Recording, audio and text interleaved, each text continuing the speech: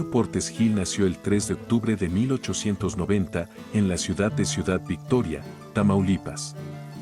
Desde muy joven, mostró una clara inclinación por las letras y la justicia, lo que lo llevó a estudiar Derecho en la Escuela Nacional de Jurisprudencia de la Ciudad de México. Su origen en el noreste de México, una región con una fuerte identidad y frecuentes tensiones políticas, marcó su carácter resiliente y su astucia para la negociación, cualidades que definirían su carrera. No era un hombre de una familia acaudalada, por lo que su ascenso en la esfera política fue fruto de su intelecto y determinación, convirtiéndose en un ejemplo de la movilidad social que la Revolución Mexicana prometía. Tras culminar sus estudios y participar en la Revolución Mexicana del lado constitucionalista, Portes Gil inició su carrera política en su estado natal. En 1916, fue elegido diputado al Congreso de la Unión, donde rápidamente se destacó por su elocuencia y su comprensión de los complejos marcos legales. Su paso por la Cámara de Diputados le permitió tejer una red de alianzas cruciales dentro del Partido Laborista Mexicano y con otras facciones posrevolucionarias. Esta etapa fue fundamental para que se le reconociera como un joven político con futuro, un abogado que entendía que las leyes eran el instrumento para pacificar y reconstruir al país tras una década de conflicto armado. Su ascenso continuó cuando, en 1925, el presidente Plutarco Elías Calles lo designó como secretario de Gobernación, una de las carteras más importantes y delicadas del país. Desde este puesto, Portes Gil demostró una habilidad excepcional para manejar crisis políticas y conflictos sociales, actuando como un mediador pragmático entre los diversos intereses en pugna. Su labor aquí fue una preparación intensiva para lo que vendría después, pues se familiarizó con los hilos del poder a nivel nacional y con la intricada maquinaria del gobierno callista. El momento culmen de su carrera llegó de forma inesperada. Tras el conflicto conocido como la Rebelión de la Huertista y la elección de Álvaro Obregón, quien fue asesinado antes de asumir la presidencia, el país se sumió en una grave crisis sucesoria.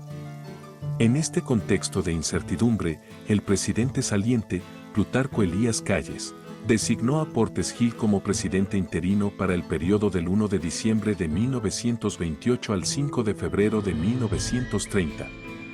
Su mandato, aunque breve, estaba destinado a ser un simple puente, pero él lo convirtió en una gestión de profunda significación. Uno de sus logros más perdurables durante su interinato fue la resolución del conflicto entre el Estado y la Iglesia Católica, conocido como la Guerra Cristera. Mediante una serie de acuerdos inteligentes y diálogos directos, Portes Gil logró un modus vivendi que puso fin, temporalmente, a la sangrienta guerra. Declaró que la Iglesia era libre de ejercer su culto siempre que se sometiera a las leyes del país, una solución pragmática que calmó las aguas y demostró que la negociación podía ser más efectiva que la confrontación armada. Su gobierno también se caracterizó por una notable apertura hacia el movimiento obrero. Portes Gil mantuvo una relación de apoyo con las organizaciones laborales, pero siempre con la astucia de mantenerlas dentro del marco de la ley para evitar radicalismos que desestabilizaran su gobierno. Promovió varias leyes a favor de los trabajadores y actuó como un árbitro en disputas obrero-patronales, consolidando el papel del Estado como rector de la economía y protector de las clases trabajadoras, un principio fundamental del México posrevolucionario. Un dato curioso y con un toque de humor de su presidencia fue su peculiar estrategia para lidiar con la prensa. Portes Gil instituyó conferencias de prensa regulares, algo poco común para la época.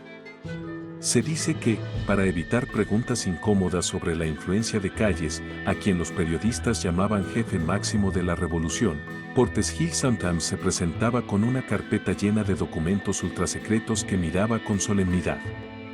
En realidad, eran páginas en blanco o recortes de periódico viejos, pero el gesto teatral bastaba para impresionar a los reporteros y redirigir la conversación hacia donde él quería, mostrando su ingenio y su comprensión temprana de la psicología de las relaciones públicas.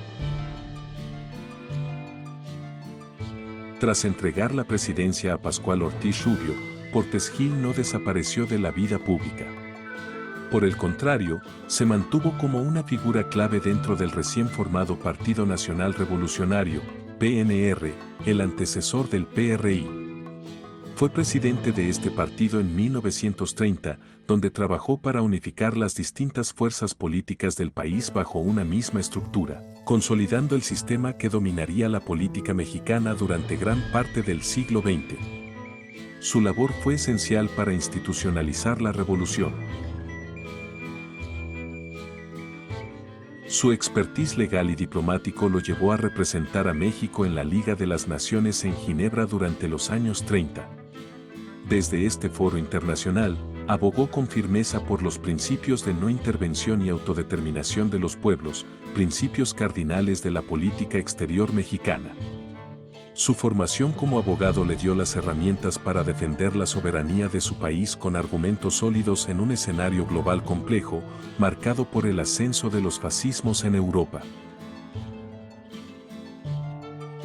Incluso en sus años posteriores, Portes Gil siguió siendo un actor relevante. Escribió varias obras de historia y derecho, incluyen Autobiografía de la Revolución Mexicana, un texto fundamental para entender ese periodo desde la perspectiva de uno de sus protagonistas. Se mantuvo como una voz respetada, un nexo entre la era violenta de la Revolución y el México institucional moderno, sirviendo ocasionalmente como consejero de presidentes posteriores. Emilio Portes Gil falleció el 10 de diciembre de 1978 en la Ciudad de México, a la avanzada edad de 88 años. Su muerte marcó el final de una generación de políticos que habían participado activamente en la gesta revolucionaria y que fueron arquitectos del Estado mexicano moderno.